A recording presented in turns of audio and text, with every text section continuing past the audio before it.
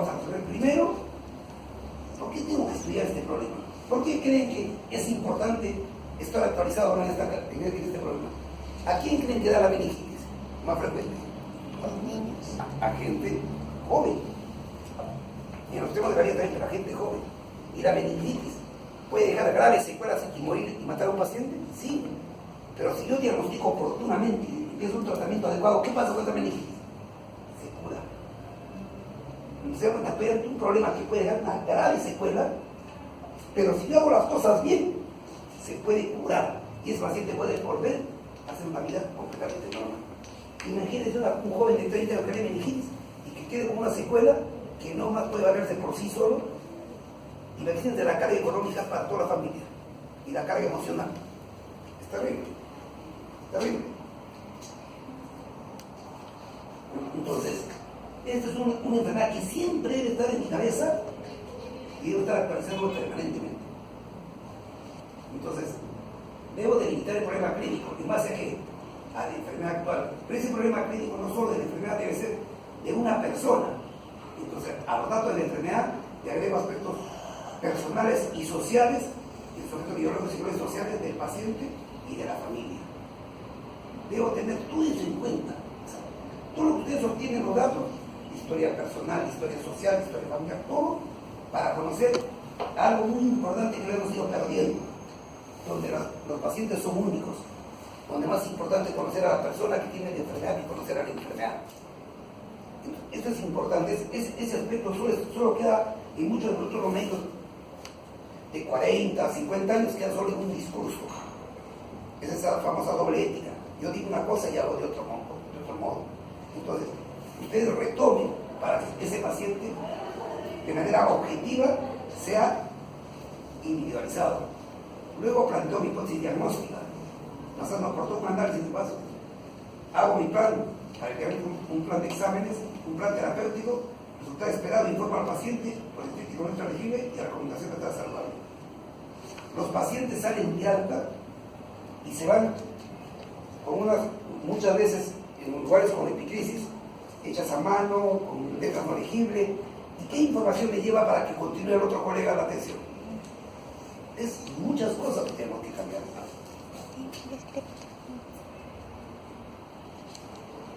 Miren, según el CIRAU, esto debe estar en la clase.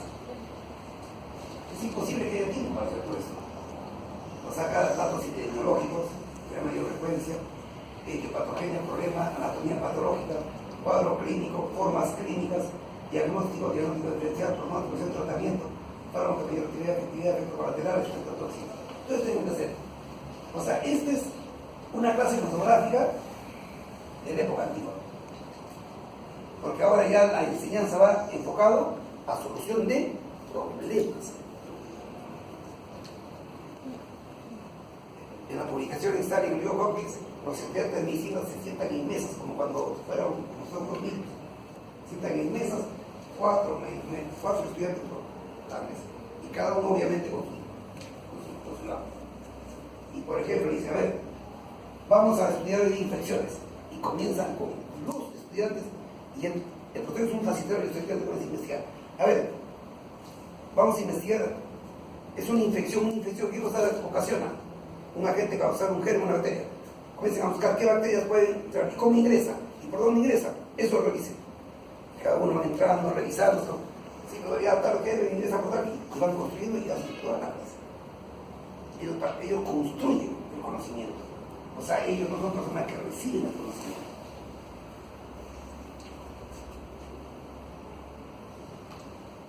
¿Por qué debemos, lo que decía, por qué debemos estar dando educación real prevalente en países con bajos niveles sanitarios, económicos y de educación en salud? Ese es nuestro país. Nuestro país es ese, un país con bajo nivel sanitario, económico y de educación en salud. Si salimos de Lima, más aún todavía. ¿Quién les conoce en el interior del país?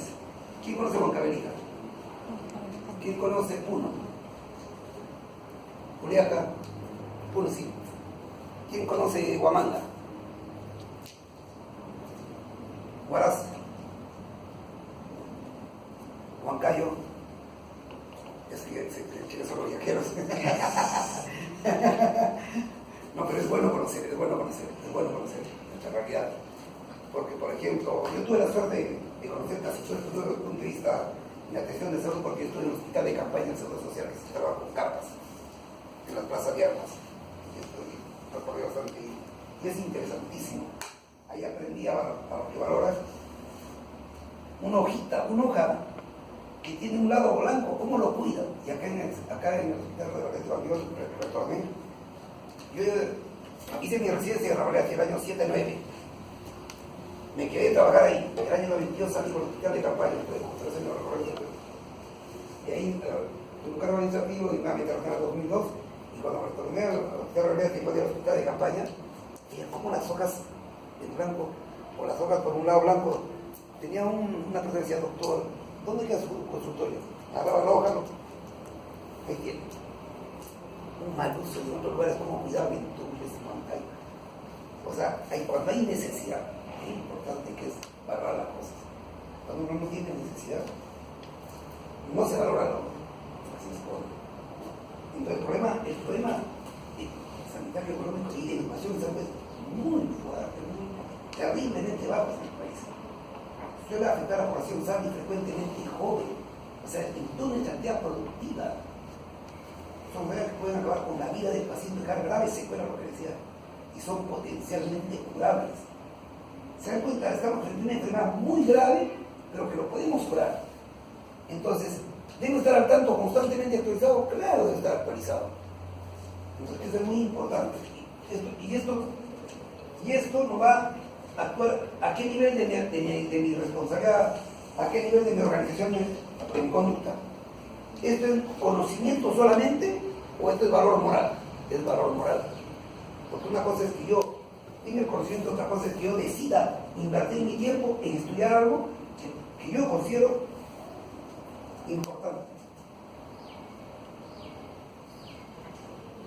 Lo que dice Lanter, las infecciones bacterianas del cerebro son enfermedades que ponen en peligro la vida y cuya epidemiología ha cambiado notablemente desde la introducción de vacunas conjugadas.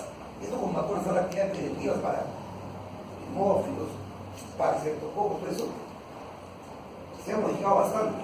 Sin embargo, la enfermedad continúa causando gran mortalidad y mortalidad. La administración precoz de antibióticos salva vidas, pero la emergencia global de bacterias multiresistentes amenaza la efectividad de muchos antibióticos baratos y ampliamente disponibles. En ese paciente que estamos comentando con Vanessa, ¿no? Con Vanessa, que estamos comentando, ese paciente recién hoy día, después de 15 días de enfermedad, le vamos a empezar el tratamiento.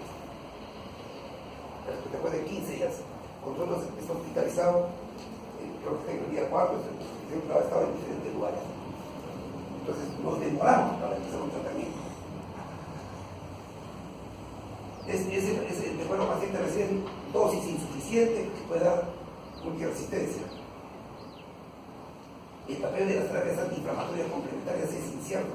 La dexametasona tiene cierto beneficio, pero no es la solución, en especial en el contexto de los países de bajos ingresos. Aunque por estas razones, la gente va a tener un desafío terapéutico constante. Esto lo dice Lance en el año 2012. Y no ha cambiado nada en relación a esto, todavía sigue válido.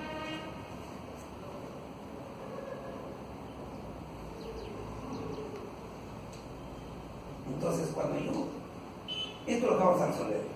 Estamos frente a un problema de una sospecha y infección aguda. Entonces, tengo que delimitar el problema actual. Entonces, datos de la enfermedad. O sea, ya viene mi paciente, voy a obtener datos de la enfermedad actual. ¿Y cómo obtengo los datos? ¿A través de qué? ¿A través de qué obtengo los datos? La historia clínica. De la anamnesis. Toda la historia clínica. La historia clínica donde registro está muy bien. Y es a través del diálogo de la entrevista que es la anamnesis. Voy a obtener y le voy a preguntar y le voy a hacer preguntas a mi paciente. Entonces, para el primer punto le haré preguntas y todas mis preguntas van a ir orientadas hacia saber qué cosa debo saber de esa enfermedad. A ver.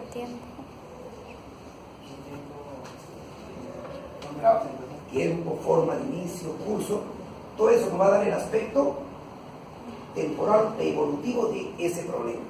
Entonces, lo que nos interesa para yo delimitar el problema actual, o sea, para el punto 1.1, entonces para el punto 1.1, hoy yo utilizo la entrevista. Entonces, ¿cuál es mi método? la entrevista. Y con ese método, ¿qué voy a obtener? Datos clínicos. Esos datos clínicos, todo lo que pregunte va a ir para hacer un resumen. Debo conocer cómo es el patrón evolutivo de ese problema que estoy al frente. Cómo ha sido el inicio, desde cuando está enfermo, cómo ha sido su curso. O sea, debo conocer el aspecto temporal o evolutivo del problema. Entonces, acá, ¿para qué nos estudian? Porque ahí voy a utilizar desde cuándo está enfermo. Y para eso en mis conocimientos que ya he leído, digo, estas enfermedades lo clasifican en agudas, subagudas y crónicas. Aguda, menos de 7 días. Subagudas, uno le pone, lo separan, otro lo hacen juntos.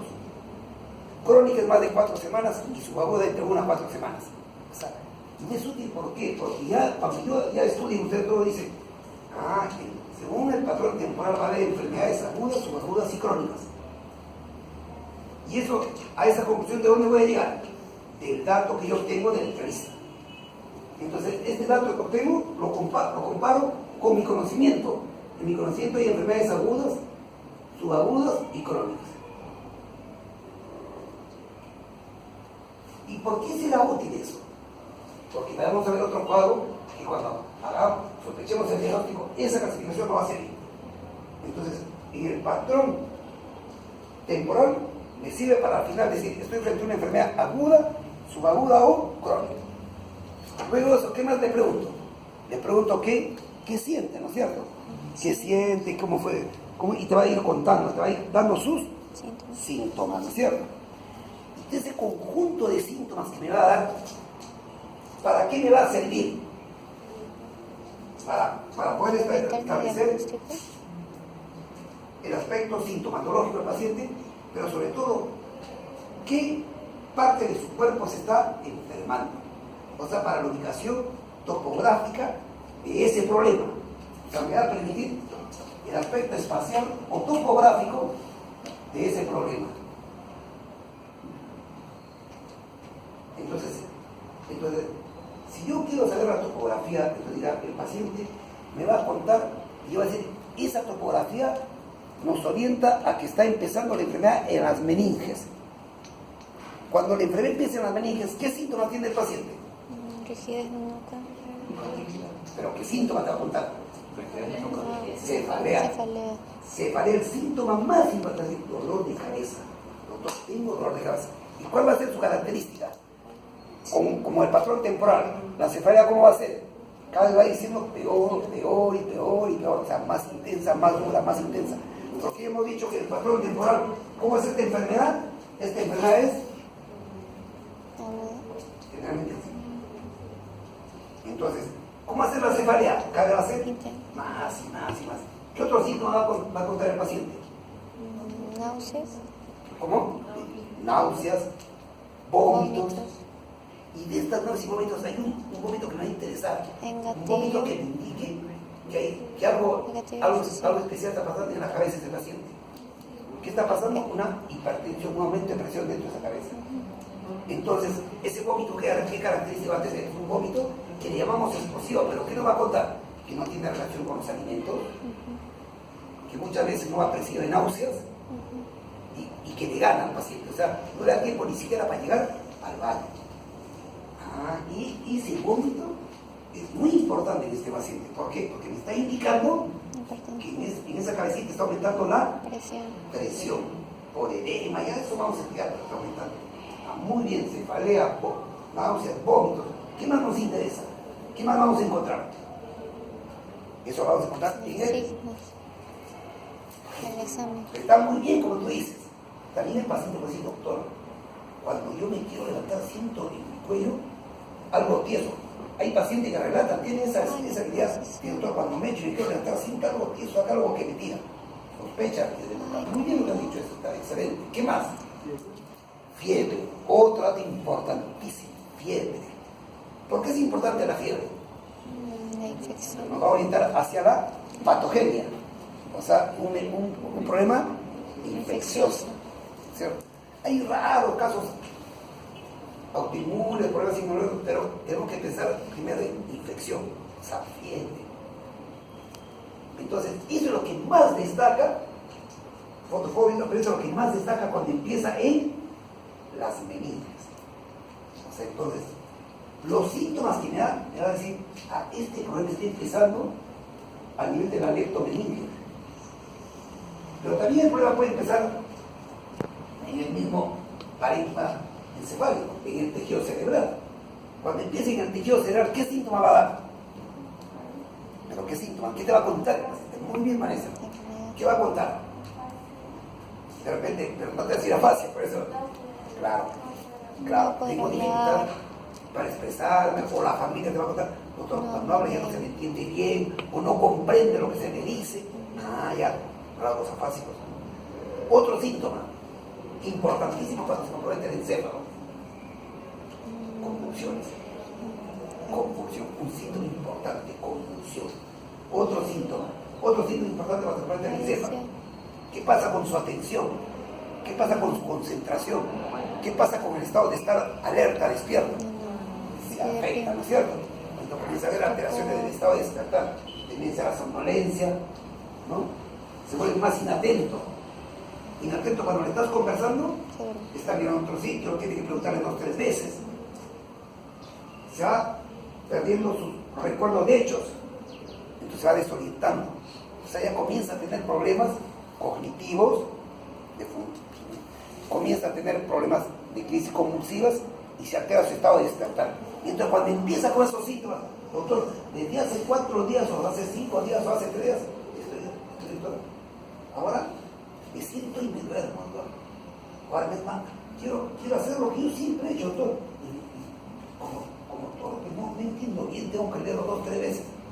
¿Qué vamos a pensar? ¿Que esté empezando en la meninges?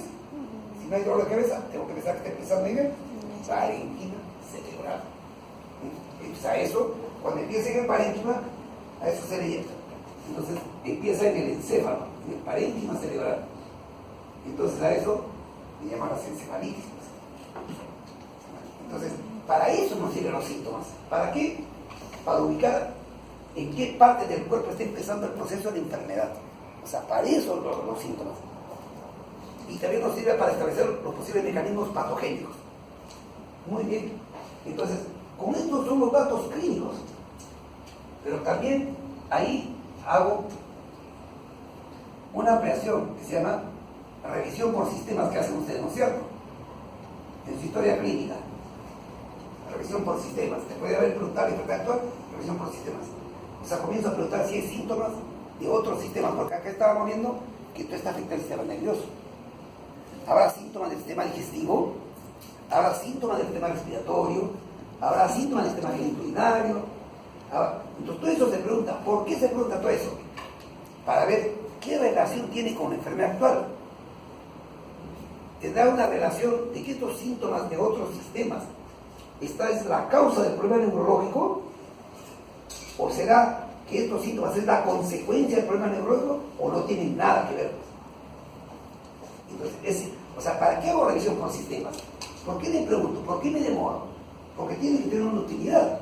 Porque nosotros hacemos historia clínica no para registrar datos, obtenemos datos para nuestro razonamiento clínico. O sea, en todo momento estamos pensando en qué es el paciente, y cómo se va a enfermado, y qué será. Para eso preguntamos. Porque el otro no lo hace un policía. Si no, ¿dónde viene datos? Es registrar datos. Para eso nosotros no hacemos datos. O sea, nosotros tenemos que ser a recontra chismoso, ¿no? Mi hija me dice que yo soy el hombre más chismoso. Y es verdad, porque hoy día vieron, ¿no? Cuando conversamos con la señora, ¿no? Pues averiguamos un montón de cosas sobre el aspecto de la vida personal de ella, de su hijo. Pero es que si no conocemos a la persona a que no tenemos al frente. Si no, solo vamos a conocer la enfermedad actual, y eso no es nuestra tarea. Nosotros tenemos a personas. Entonces, en la revisión por sistemas voy a preguntar todos los síntomas y voy a decir, estos síntomas tendrán relación. O sea, acá tenemos el sistema nervioso, que es el que está enfermo. Y por acá tenemos sistema respiratorio, sistema digestivo, sistema genitourinario, etc. Entonces, ¿estos estarán ocasionando el sistema nervioso? Una pregunta. O estos síntomas son consecuencias del sistema nervioso, o no tienen nada que ver. No tienen nada que ver. Uno con otro. Para eso hago una revisión por sistemas. Luego de eso, ya busco datos de la historia personal. ¿Qué factores tiene esa persona? Ya hago el punto 1, 2. Y también le pregunto, y diré, en esta persona, su estilo de vida, sus costumbres, las enfermedades previas que tiene, ¿serán factores de riesgo para este problema que está viniendo o no? Para eso es lo que yo utilizo. ¿Para qué pregunto todo? Para ver si la persona tiene factores de riesgo que me explique la enfermedad actual. Para eso hago la historia personal. O sea, la historia personal, todos los datos me voy a preguntar para qué va a ser. Y seguimos con la entrevista. ¿Para qué? Para obtener datos y que yo diga qué factores de riesgo o factores desencadenantes o incluso factores causales tienen para este problema el cual estoy yo atendiendo. Imagínense que el paciente sospechamos que tiene una meningitis subaguda. Y la meningitis subaguda, la causa más frecuente de meningitis subaguda es tuberculosis. Que tengamos el antecedente de que este paciente tuvo tuberculosis hace 2 años, pulmonar. Fue diagnosticado con BK positivo, le dieron un tratamiento completo, tuvo el tratamiento con el programa 6 meses y dijeron que estaba curado. Pero ahora viene una meningitis subaguda.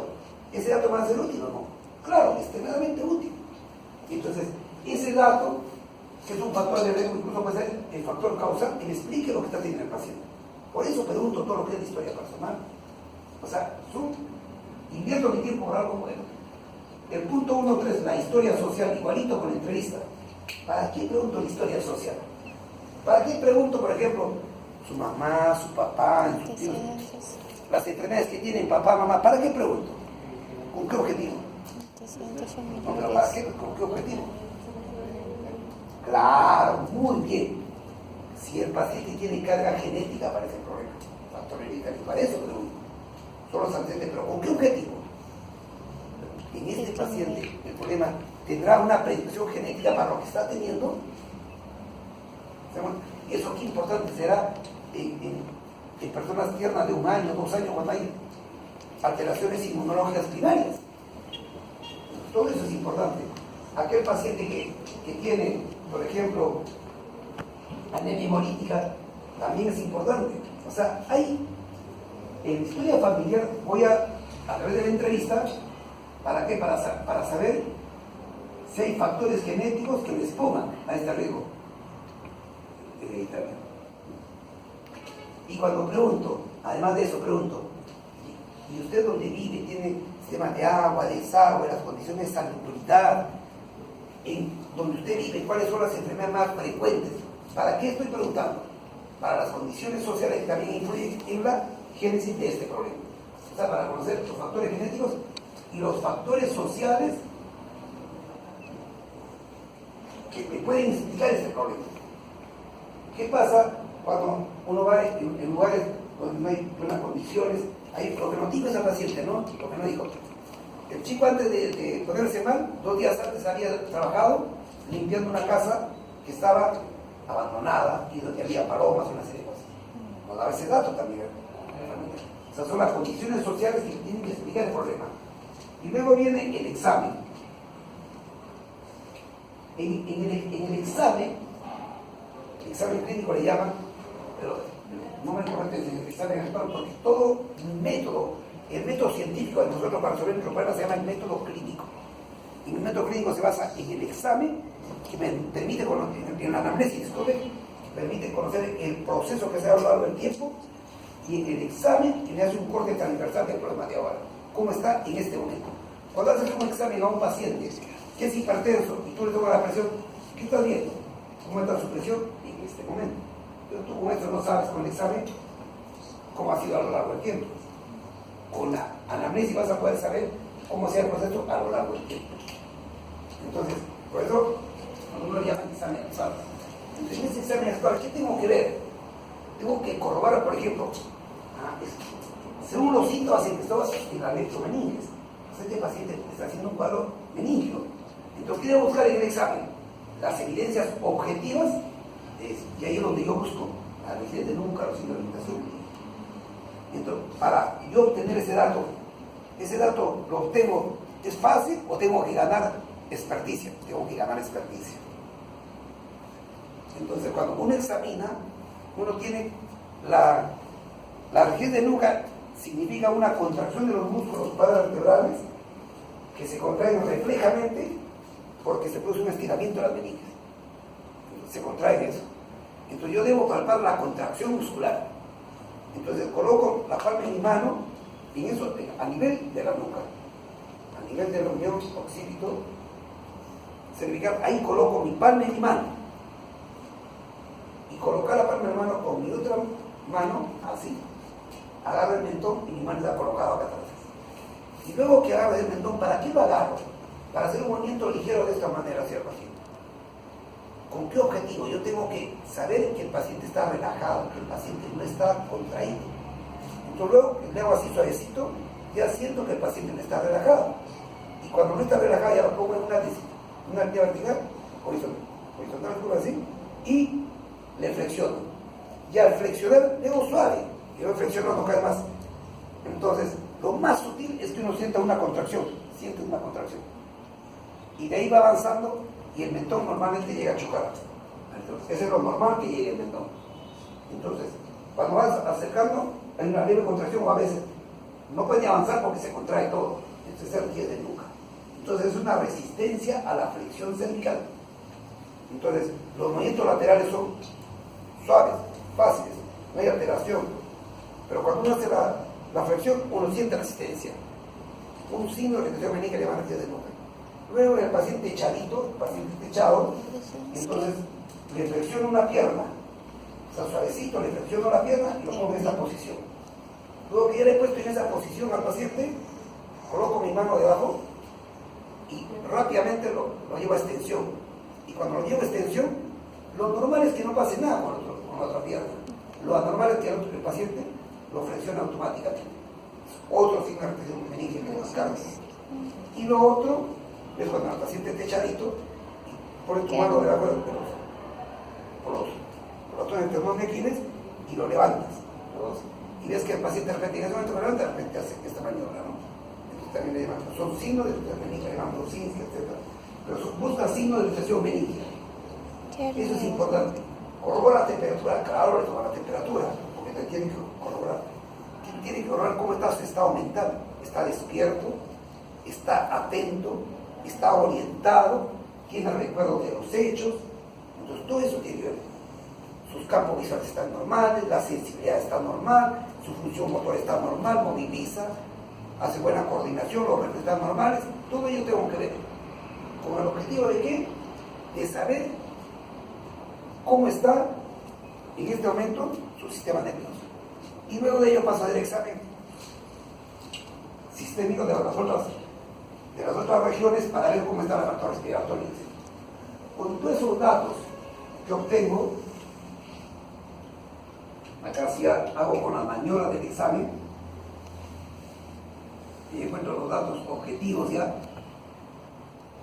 Datos objetivos. Con todo ello ya puedo hacer una delimitación de mi problema. Esto es frente a una enfermedad aguda, subaguda o crónica, donde el síntoma principal es la cefalea, donde tiene como factor de riesgo, por ejemplo, en este caso el paciente, vamos a suponer que tiene una otitis supurativa. Como factor genético no tiene ningún importante factor social, vive en condiciones adecuadas y la familia es un buen apoyo. Y en el examen se encuentra la rigidez de nuca, se encuentra un paciente despierto, atento, orientado, con función de memoria, funciones perceptuales y motoras normales. Normales en el paciente, y a nivel del examen del oído se observa perforación timpánica derecha y sale líquido purulento. Ese es tu problema. Entonces, ya delimitado este problema, eso es lo más importante. Si ustedes en neurología, por ejemplo, los pacientes no hacen, porque no tendrán tiempo, no lo consideran importante, no sé. A mí sí mi profesor, cuando yo estaba haciendo la ciencia, me aconsejó que debía hacer eso, y me dijo porque eso es muy importante, porque eso va a permitir que aprendan modelos de enfermedades, que es el resumen de la historia clínica. O sea, todo esto que uno pregunta, conversa, todo registra, al final debe terminarse en un resumen. Esa es la delimitación del problema actual individualizado. Lo que les he dicho es el resumen. Ese resumen es lo que lo tengo que confrontar contra los modelos que yo he estudiado. Acá ustedes van a tener, cuando lean, todos los modelos, clasificación, por ejemplo, etiología por grupo etario, etiología en factores de riesgo. Si yo soy alcohólico, por ejemplo, si tengo 6 meses, será igual que la etiología que cuando yo tenga 8 años, que cuando tenga 20 años, cuando tenga 60 años. Todos los cuadros lo voy a encontrar ahí. Y si uno es un oriente.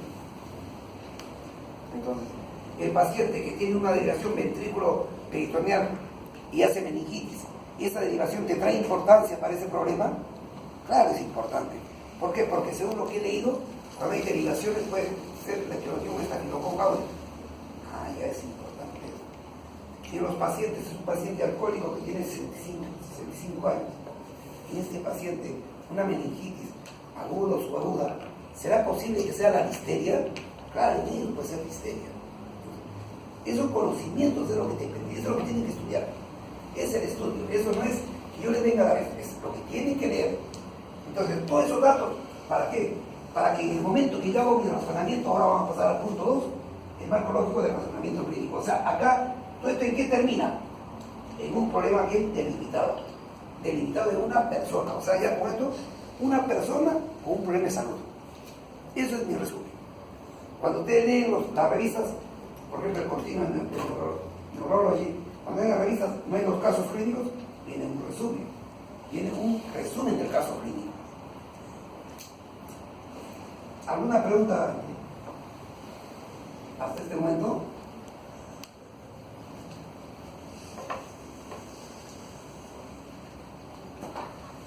Por ejemplo, si hacemos un resumen, vamos a suponer, el paciente viene con tiempo de 5 días. Empezó y su inicio fue gradual y progresivo, se empeoró en 2 días. Y desde hace un día ya está mejorando. Fíjense lo que les estoy manifestando. O sea, este paciente, acá es día 5, le estamos viendo, acá es día 0, etc. 1, 2, 3, 4, 5. Empieza a enfermar y el día 2 lleva su aspecto. Esto mal unos 2 días y ahora está mejorando. Caracterizado por cefalea, que llegó hasta su máxima intensidad de 8/10, gradualmente. Tuvo náuseas, tuvo vómitos. El paciente tiene una temperatura de 38 grados.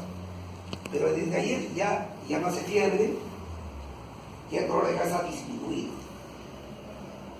Como factor de riesgo, el paciente es un joven de 18 años, no tiene ninguna enfermedad previa, en la familia vive en una zona urbana, cuenta con todos los medios de salubridad adecuados. Y en el examen encontramos una muy leve rigidez de nuca, el resto es totalmente normal. Entonces, ese es el resumen de ese problema clínico. Entonces, ¿esa enfermedad se está autolimitando o no? Se está autolimitando. Esa enfermedad, ¿dónde empezó? Tuvo cefalea. ¿En qué parte del cuerpo? Con vómitos, con fiebre. Puedo pensar que es una infección a nivel de la meningitis. Y se le encuentra una leve rigidez de nuca, una meningitis. Pero una meningitis autolimitante. Entonces, ¿qué meningitis autolimitante? He leído. Así son las meningitis virales. Entonces, esa es una meningitis viral. Porque si fuera bacteriana, no se autolimita. 5 días ya del paciente estuviera ya por o coma. Por eso no es bacteriana. Si fuera tuberculosa, las tuberculosas son subagudas, he leído, no es aguda, y con fiebre y que no está limitando tampoco es poco probable. Entonces dice, muy bien, mi hipótesis es un problema de una probable meningitis viral. Tienen otro cuadro, por ejemplo, hacen un resumen. El paciente tiene 35 años de edad, viene por 14 días de enfermedad, inicio gradual y curso progresivo hasta ahora, caracterizada por cefalea, cada vez mayor, por vómitos, temperatura de 37,5, 37,8, el paciente, y ha comenzado últimamente a ver doble. hay vómitos, pero no muy intensos. Y como factores de riesgo, personales no tienen ningún factor de riesgo, excepto que en los últimos 3 meses el paciente ha estado, tiene una vida un poco, asistir a muchas reuniones, muchas fiestas, ha dejado de comer un poco, pero esa es su característica personal. Ella es una persona que estudia en la universidad, su rendimiento está adecuado. En la familia hay contactos de hace 2 años con una persona con tuberculosis, el resto negativo. En el examen, tenemos un paciente orientado, pero un poco inatento, hay que repetir la cosa varias veces, y tiene refieres de nunca, y tiene una paresia, por ejemplo, del sexto derecho. El sexto medio derecho. Entonces decía, ese resumen, es un paciente con una meningitis subaguda. Y por el contrario puede ser probablemente tuberculosis. Entonces dice, esto se parece a la meningitis y tuberculosis. Y plantea su hipótesis diagnóstica. Otro ejemplo, tienes un paciente, le hacen historia, todo el paciente tiene por 25 años, desde hace 3 días comenzó a tener primero una convulsión, y ahí comenzó al día siguiente un poco somnoliento, y ahora lo trae por un estatus convulsivo. Y es un paciente que por lo demás ha estado sano completamente, no tiene ningún antecedente de riesgo, y la familia es familia de un nivel económico pleno, tiene cubiertas sus necesidades, no hay ningún problema. Este paciente que tiene los signos hacia dónde me orientan, hacia el encéfalo. ¿Por qué? Porque este paciente comenzó a tener convulsiones de inicio y que hoy está convulsivo, ¿viste? Es un encéfalo. Y de repente fiebre, una encefalitis. ¿Y cuál es la otra forma de encefalitis? El herpes virus. Una encefalitis por herpes. Y comienza a hacer grandes bajo ahí. Entonces, ¿dónde se sustenta el diagnóstico? En unos buenos datos vienen del problema clínico y en los conocimientos que tenga. Los conocimientos, ¿cómo lo van a adquirir? Lectura y lectura y lectura. Y la definición del problema, ¿cómo lo van a adquirir? Viendo paciente. O sea, ustedes tienen lectura y ver paciente. Y el profesor, ¿en qué momento interviene? Cuando les ayuda a ordenar su razonamiento clínico. O sea, les ayuda a pensar ordenadamente. O sea, esa es la ayuda del profesor. Ayudarte a pensar ordenadamente. Luego de ahí viene para el marco. Entonces, ya hemos hecho ubicación topográfica. Ya les he dado ejemplo. ¿Dónde está empezando el problema? ¿Qué ubicación topográfica tiene? Está en la leptomeninges, está en el encéfalo. Por ejemplo, en una polineuropatía, ¿dónde está la ubicación topográfica? En los dedos. En un paciente que tiene una miopatía, ¿dónde está la ubicación topográfica? En los músculos, ¿no? Entonces, esa es la ubicación topográfica. Los síntomas. ¿Qué síntomas son estos? En ubicación topográfica, tenemos que tener nosotros acá este problema del paciente que está teniendo una cuestión topográfica en la leptomeninges o en el parénquima encefálico. Cuando es en la leptomeninges, eso se llama una meningitis. Y cuando está teniendo su ubicación fundamentalmente en el encéfalo, se llama una encefalitis.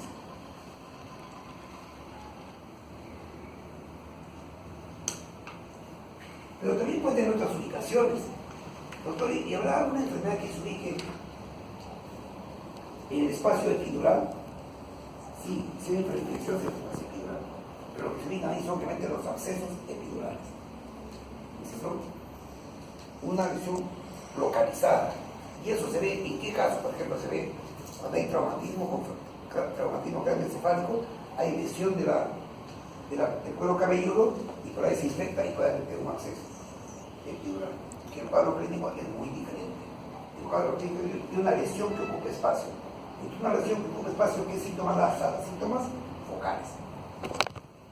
Entonces, un síntoma focal, por ejemplo, una hemiparesia derecha. El paciente puede decir, doctor, ¿sabe que estoy teniendo debilidad del cuerpo? Entonces, los síntomas siempre usted tiene que aclararse. Los síntomas son síntomas focales o síntomas difusos. Luego de ahí vienen los síndromes.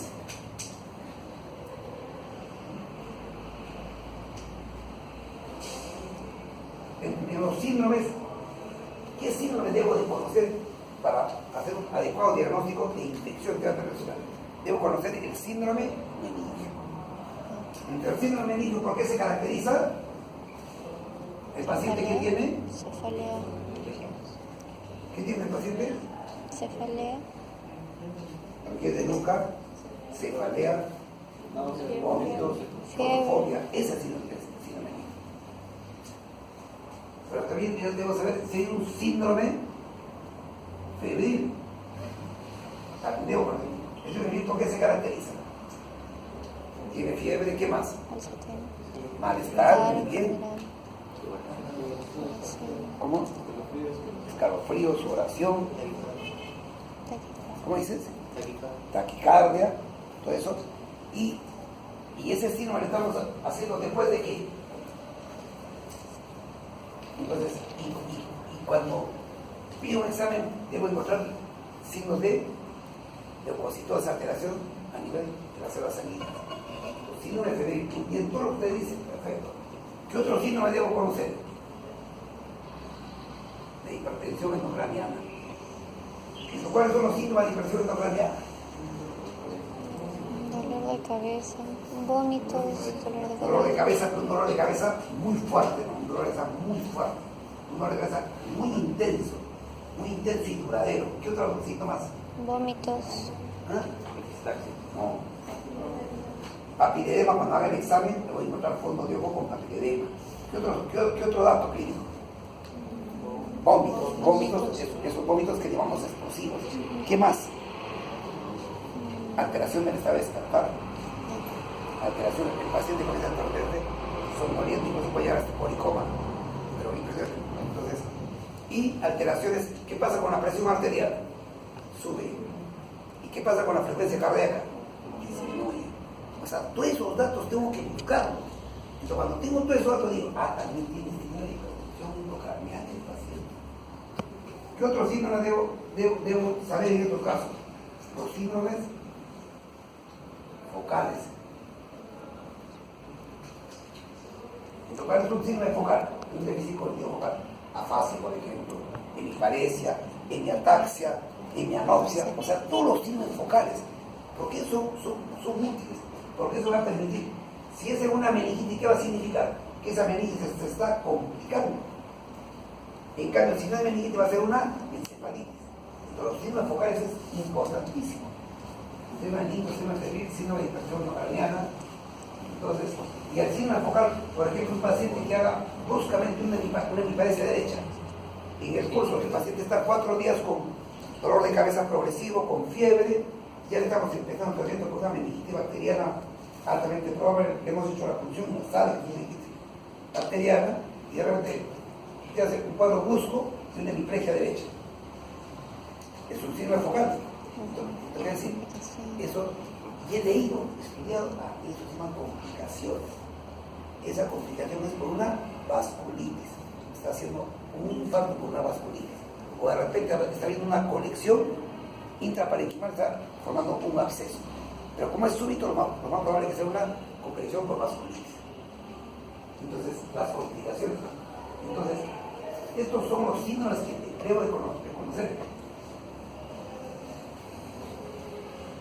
El síndrome focal también está las crisis epilépticas, también aquí está. Luego de ahí, ya hago mi síndrome patogenia. El punto son 3 patogenia. Este es 1, 2, y 2, 3, la patogenia y la etiología. Entonces, ¿por qué mecanismos se producen las infecciones? Eso estudiado. En los pacientes, generalmente los gérmenes, las bacterias ingresan, muchos están en la nasofaringe, invaden la mucosa, ingresan al espacio sanguíneo y de ahí circulan, y por mecanismos ya sea de invasión directa o por mecanismo de celular, donde lo fagocitan e ingresan con el macrófago, entran al espacio celular y comienzan a reproducirse, y de ahí comienza la respuesta inflamatoria. Ese es el mecanismo. ¿Y cómo entrará el BK? El BK puede ser porque de un foco primario se activa y puede llegar al espacio subaracnoideo y también producir ese cuadro. ¿Y cómo entrará el de la otitis? A por invasión directa. Y doctor, si el paciente tiene una desviación ventrículo-peritoneal, ¿cómo ingresa? También invasiones directas. Y si el paciente tiene una fractura, ¿cómo ingresa el germen? También invasión directa. O sea, es todo lo que uno tiene que ver para saber los mecanismos patogénicos. Y de etiología, hay de etiología. ¿Y cuál es la? En meningitis agudas son fundamentalmente bacterianas. Su aguda tuberculosis y crónica son tuberculosis y micóticas. Y cuando es encefalitis aguda son virales. O sea, cuando acá tenemos que tener el cuadro acá, tenemos que saber los mecanismos patogénicos, las vías de ingreso, y tenemos que saber los agentes causales. Y para el agente causal, ¿qué debo de saber? Debo tener en cuenta la edad del paciente. Debo tener en cuenta su estado inmunológico. El paciente está inmunocomprometido, está normal. Debo tener en cuenta qué factores de riesgo tiene. Si tiene alteraciones en su inmunidad celular o no. El paciente es diabético, el paciente recibe corticoides, el paciente es trasplantado. O sea, una serie de cosas que uno tiene que ver para tener todo esos conocimientos para sospechar qué etiología es. ¿Cuál es la causa más frecuente de etiología en adultos? Es el estreptococcus y la Neisseria. Entonces, eso, conozco mis cuadros y ya tengo la etiología. Entonces, ¿qué hago? Ya hago mi diagnóstico nosológico. Digo, esta es una meningitis bacteriana aguda, probablemente por estreptococcus neumoniae. ¿Y por qué, doctor? Porque este paciente tiene otitis. O porque este paciente tiene un problema respiratorio. Este paciente, yo estoy sospechando, doctor, que tiene una meningitis por Neisseria. ¿Y por qué? Es Neisseria, ¿por qué? Porque este paciente vive en condiciones de hacinamiento, vive en cuarteles, en tal lugar. Doctor, yo estoy totalmente seguro que este es por Neisseria, por meningococo. ¿Por qué? Porque en el examen clínico que le he encontrado manchas purpúricas y las hemorragias. Perfecto el diagnóstico. Entonces, todos esos datos los van a tener ustedes en su información. O sea, por cada entidad, ¿qué cosa te va a hacer sospechar?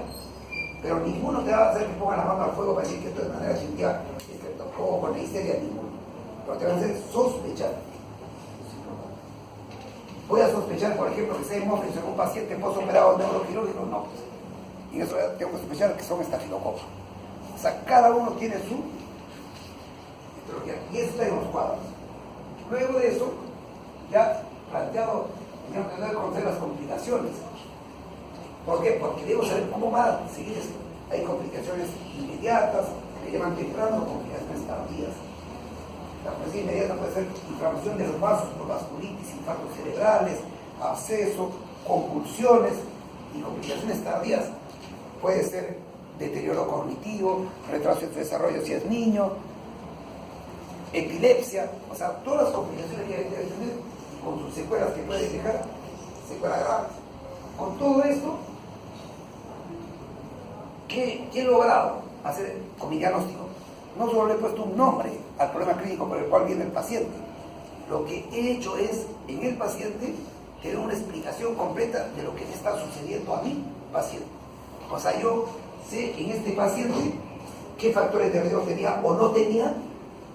Segundo, cuándo empezó la enfermedad, cómo ingresó el germen, cómo llegó a su cerebro, qué pasó en su cerebro, qué está sucediendo. Todo eso lo conozco. Y a todo eso le pongo un nombre, meningitis bacteriana por Neisseria. Pero el diagnóstico no solo es ponerle un nombre. El diagnóstico es tener una explicación científica del proceso de la enfermedad. Eso quiero que lo tengan muy en claro. O sea, diagnóstico entendemos por tener una explicación científica del proceso de la enfermedad. Y para esa explicación científica tengo que ver factores biológicos de la enfermedad y factores sociales hacia la enfermedad. Actualmente, por ejemplo, ¿ya han hecho algún curso de inmunología? Sí. En su curso de inmunología, que me interesa muchísimo, ¿dónde lo han hecho?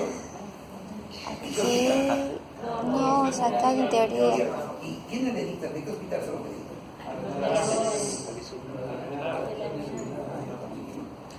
A ver, ¿en algún momento han tocado la relación del estado emocional con el estado inmunológico? es que eso es lo que les decía. ¿Qué les decía hoy día en la práctica? Que la medicina tiene que avanzar y superar algo que tomó una decisión muy importante.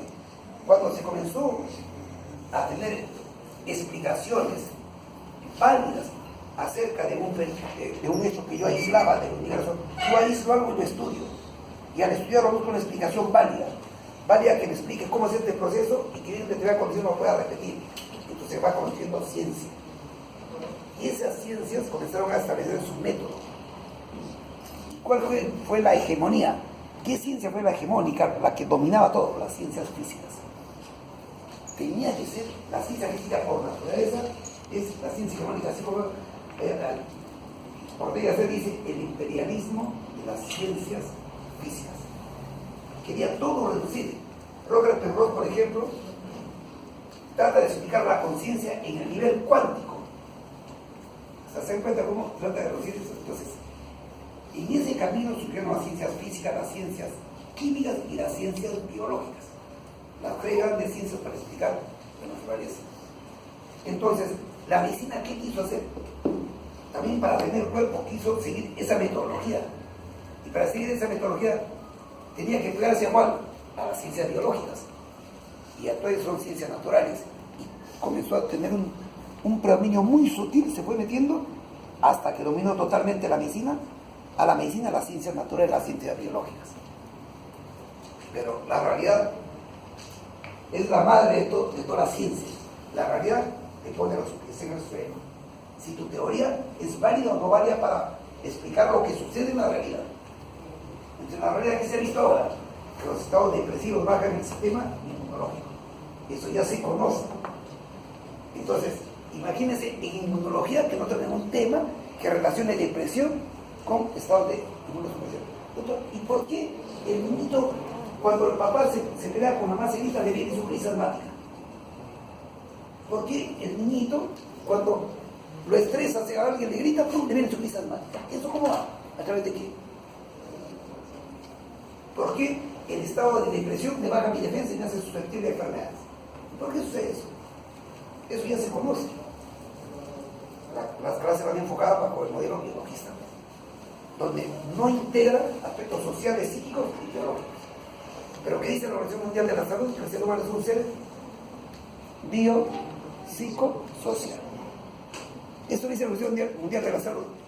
Y nosotros, siguiendo ese camino, toda nuestra formación es fundamentalmente biológica. Entonces, acá estamos tratando de integrar todos estos aspectos.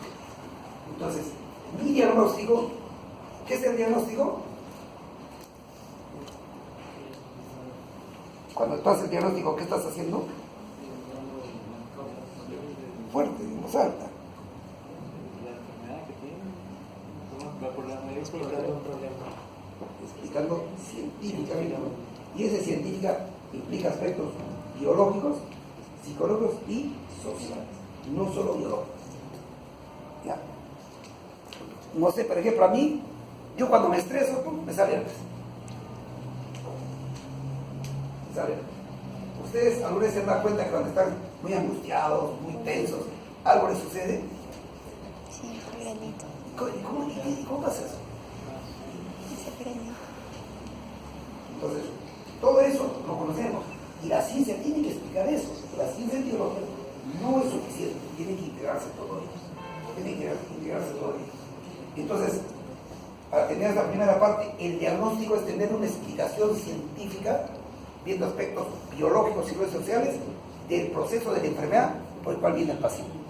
Y a eso al final le pongo un nombre. En este caso, por poder ponerlo, el paciente tiene meningitis tuberculosa, el paciente asociado a estado depresivo. O sea, la causa no es la depresión, pero la depresión fue un factor de riesgo para que hagan sus defensas y se active el foco primario. Y eso es frecuente. Vean ustedes amigos, familiares, personas cuando hacen la tuberculosis pulmonar. Muchos pasan por estados de angustia, de depresión.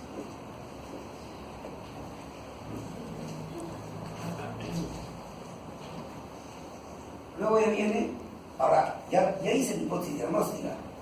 Y cuando voy a escribir la hipótesis diagnóstica, hay algo que siempre todos lo escribimos de ese modo. Pero espero que ustedes no escriban de ese modo. Pero para que ustedes no escriban de ese modo va a ser un poco difícil. ¿Por qué? Porque ustedes ven que todos escriben de esa manera. ¿Cómo escriben en las historias clínicas cuando se ponen las hipótesis diagnósticas? Exacto. Entonces, ponemos así, ¿no?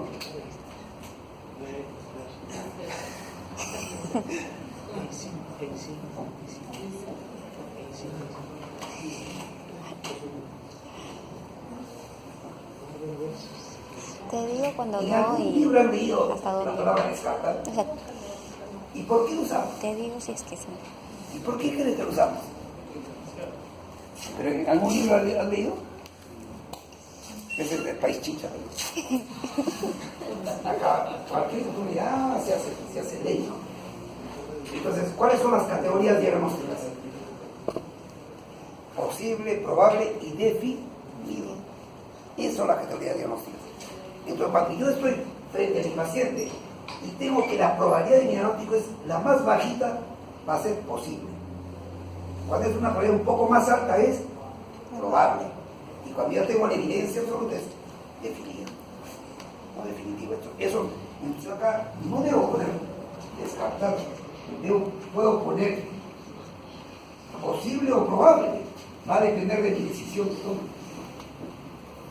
Si ustedes tienen un paciente que tiene meningitis bacteriana, neumocócica, y el paciente tiene otitis, ¿van a poner posible o probable? Es probable.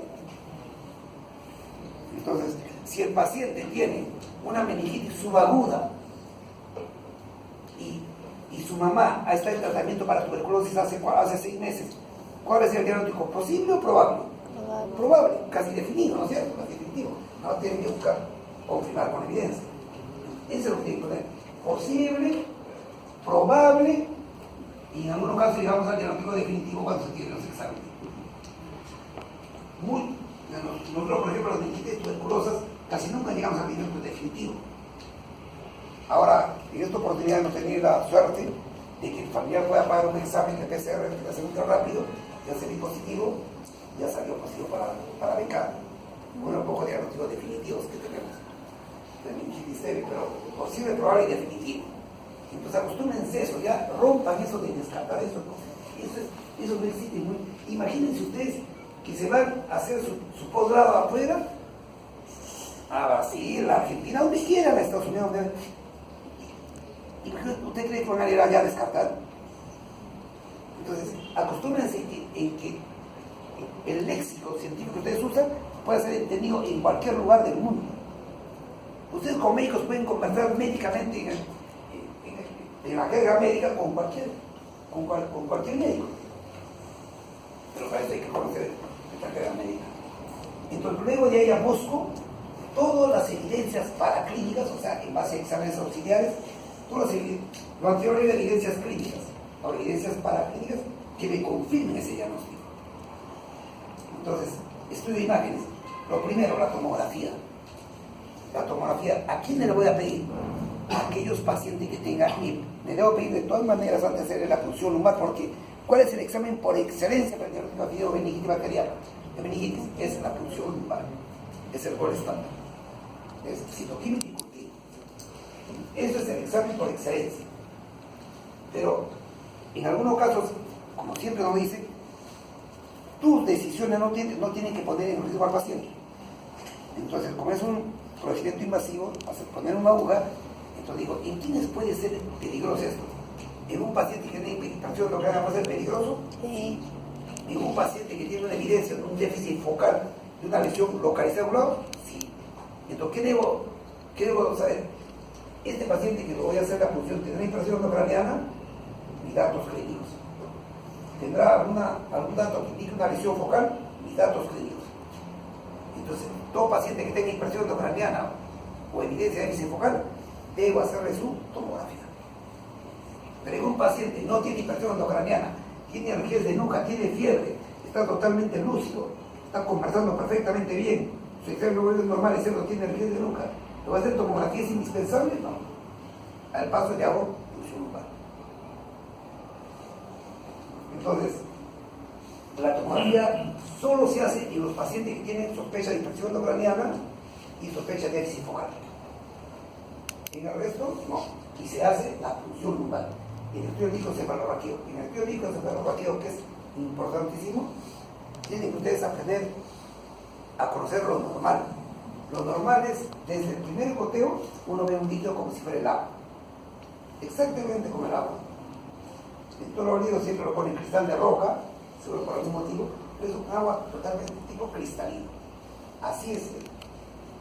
Y uno mide la presión, y la presión máxima es de 20 centímetros de agua. La presión máxima. Máxima. Entonces, ¿cuál va a ser lo anormal? Cuando no sea cristalino, pues, ya sea turbio, ya sea color amarillo, color citrino, ese es lo anormal. Entonces, si yo veo un líquido turbio, un líquido lechoso, ese es de bacteriano 100%. Pero si veo que es un líquido citrino, amarillento, no tan turbio, eso va a favor más de una meningitis estéril. Pero ya previamente tenemos el dato si es agudo o subagudo. Entonces, estudia el líquido y hago su estudio citoquímico. Cuento las células, veo cómo están las proteínas, veo cómo está la glucosa.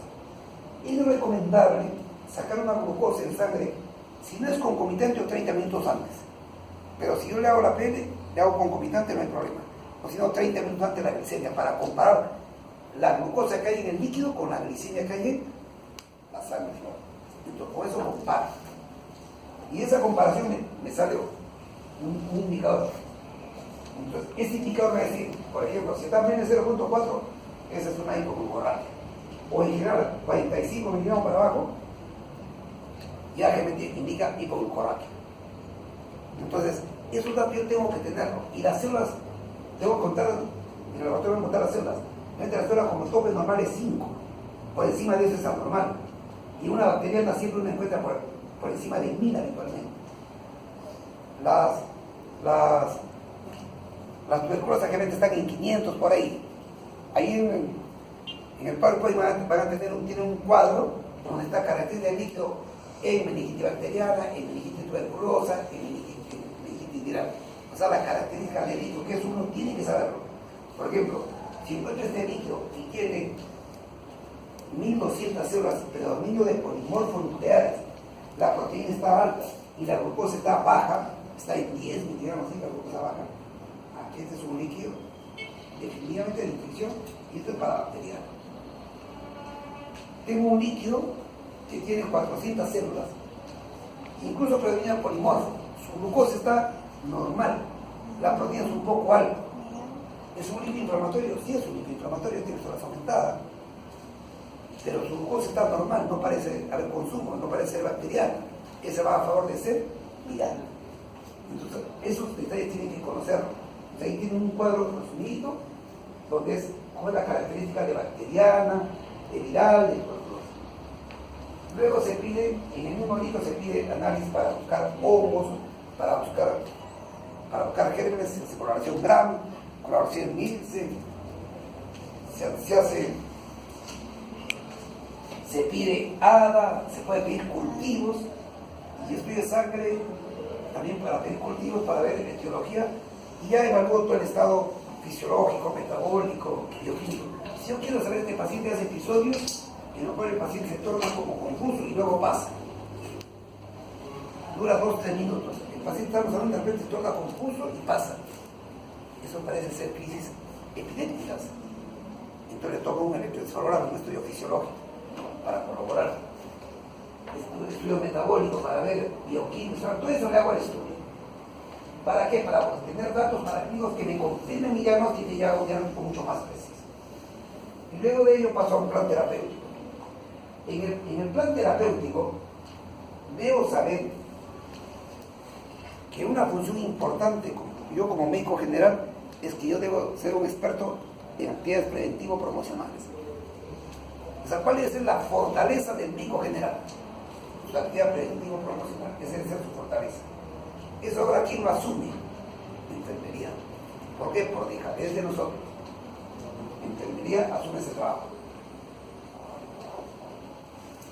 ¿Quién hace el control del niño sano? La enfermería. ¿Y ¿Cuál es su control del niño sano? Peso, talla, si el niño se sienta, algunas cosas sutiles. Pero desarrollo de los aspectos emocionales, desarrollo del aspecto del lenguaje, desarrollo de si el niño comprende, si el niño tiene habilidad de manejar, una serie de cosas. ¿Eso quién debe hacerlo? El médico. Pero nosotros lo dejamos de lado, no le damos importancia. Control de niños sano, programa de enfermería. Entonces muchas cosas hemos ido perdiendo nuestra razón de ser por dejadez nuestra más que otra cosa. Entonces la guía preventiva es muy importante y el MINSA tiene un programa de vacunación, que es muy importante. Tratamiento de la enfermedad actual. ¿Cuál es el tratamiento importante para que la meningitis? Primero, mantener estable tus aspectos de funciones vitales. Temperatura, presión, oxigenación, todo mantenerlo óptimo. Cuando ustedes administren líquidos endovenosos, en estos casos traten de administrar un líquido isotónico, no líquidos hipotónicos. Traten de dar líquidos isotónicos, cloruro o destroza, no en agua eficaz, sino pero fisiológico, o sea, líquidos isotónicos que no puedan incrementar el edema cerebral. Y el tratamiento antibiótico que se tiene que dar es el tratamiento antibiótico que uno escoge, un tratamiento empírico.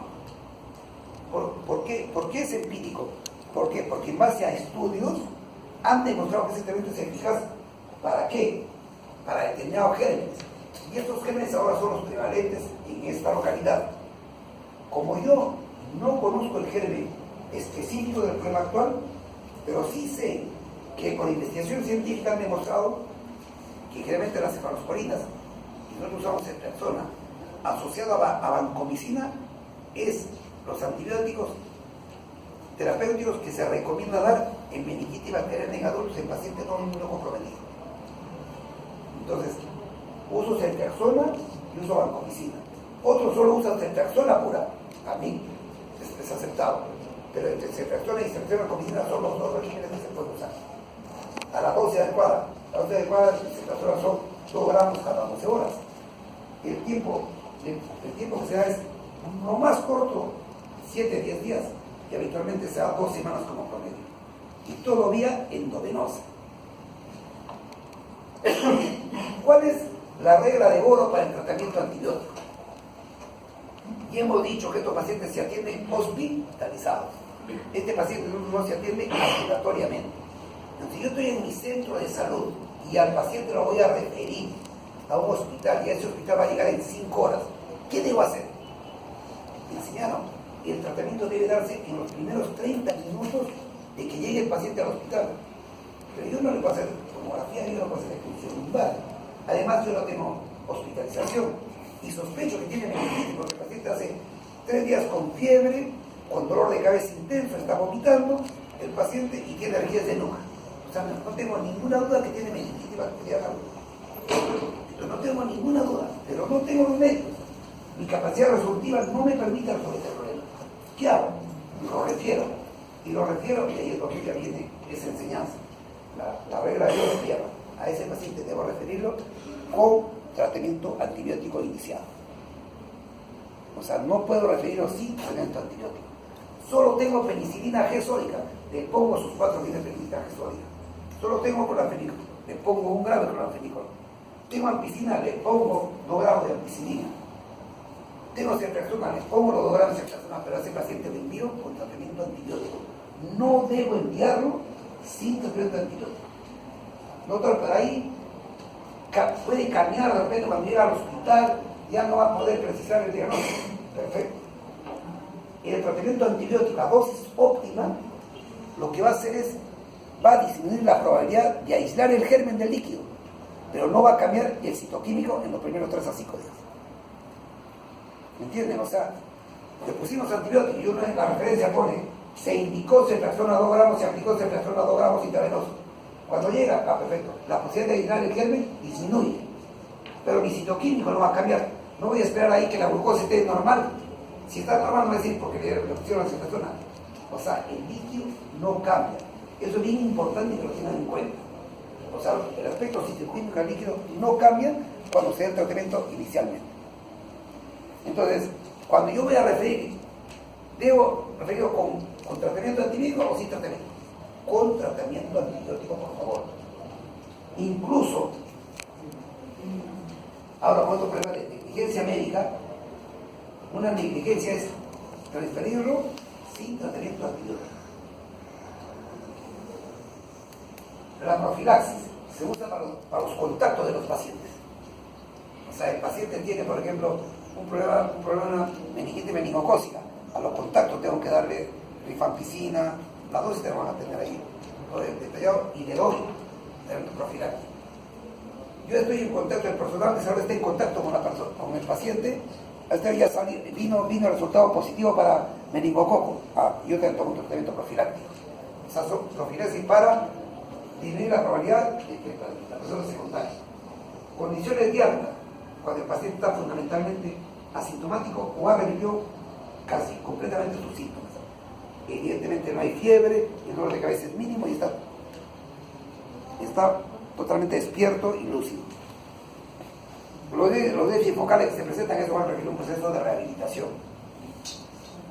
Es imprescindible hacer un nuevo control de líquido, eso depende mucho de cómo va la evolución clínica.